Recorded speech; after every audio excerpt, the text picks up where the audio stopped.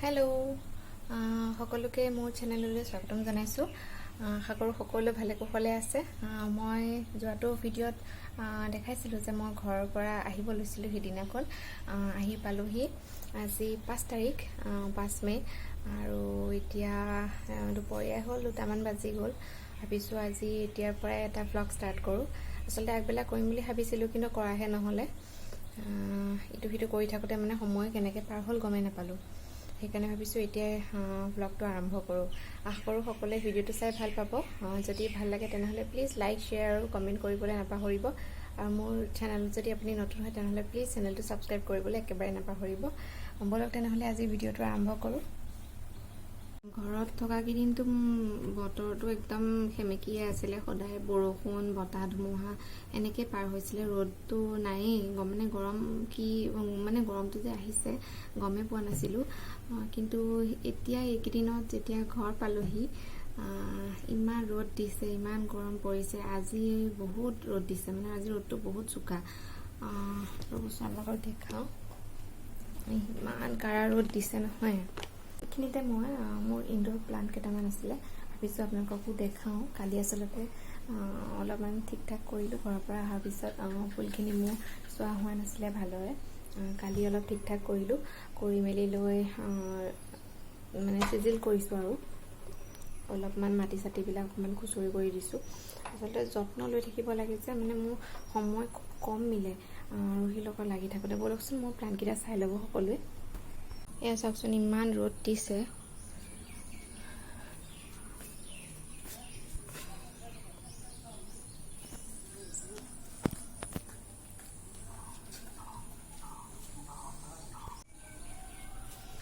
কালি অলপমান প্লাণ্টখিনি মই অলপ ঠিক ঠাক কৰিছিলোঁ।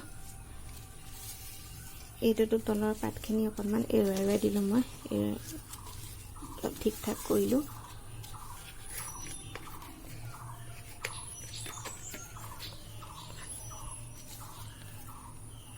আৰু কিছুমান নি পেলাই মই এইফালে গোঁসাই ঘৰৰ এইফালে বাৰাণ্ডাটো দিলোঁগৈ।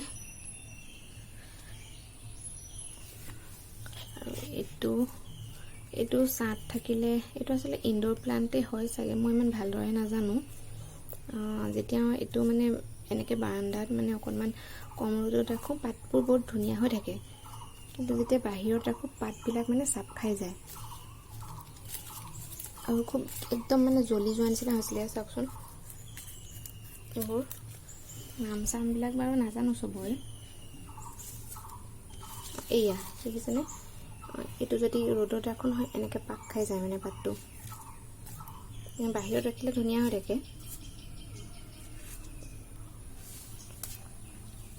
এইটোতো মই ছাঁতেই ৰাখোঁ, দুদিনমান ৰ'দত ৰাখি চাইছিলোঁ। ইয়াৰো নামটো নাজানো মই। ছাঁত থ'লে বিৰাট ধুনীয়া হৈ থাকে, মানে এনেকৈ ভিতৰত যদি থওঁ। আৰু ফুলেও এইটো খুব ধুনীয়া, খিচখিচকৈ একদম পাতলা সৰিয়হ ফুলীয়া নিচিনা সৰু সৰু ফুল ফুলে, বিৰাট ধুনীয়া লাগে দেখি। ফুলিলে মই নিশ্চয় দেখাম আপোনালোকক। আৰু এইটো মই বিৰাট ভাল পাওঁ, এই প্লাণ্টটো। এইটো এইফাললৈ থৈছোঁ চুকলে। সৰু ল'ৰা ছোৱালী থাকিলে এইটো প্লাণ্ট মানে অকণমান ভিতৰে চিতৰে ৰাখিবলৈ অকণমান ভয়। ইয়াৰ আঠাটো হেনো খুব বেয়া, চকুৰ কাৰণে হওক, ছালৰ কাৰণে হওক, চবৰে কাৰণে। কেনেকৈ যদি মুখলৈ লৈ যায় ডাঙৰ ঘটনা হ'ব। সেইকাৰণে মই এইটো বাহিৰতে ৰাখিছোঁ। এনেকৈ সৰু সৰুকৈ ৰঙৰ টেমাতে এনেকৈ 2টামান ৰাখিছোঁ। এইটো এল'ভেৰা, এইটো হৈছে, এইটো লগাওঁতে বহুত সৰু হৈ আছিলে, এতিয়া হৈছে অকণমান। আগবিলাক জানো কিয় এনেকুৱা হৈ গৈছে, ধৰিবই পৰা নাই।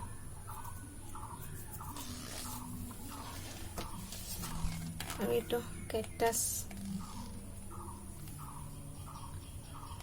মই যেতিয়া ঘৰলৈ গৈছিলোঁ এইটো অকণমান সৰু হৈ আছিলে, এতিয়া অলপ বাঢ়িছে, এইবিলাক ওলাইছে। এইটো বিৰাট ভাল লাগে, মৰম লাগে। এইটো টিকলুচা স্নেক প্লাণ্ট, তেনেকৈ ইয়াতে থৈ দিছোঁ। এইটো আচলতে মই কাটিঙৰ পৰা লগাইছিলোঁ, ডাঙৰ হৈছে এতিয়া। আৰু এইফালে দুটামান এনেকৈ ৰাখিছোঁ।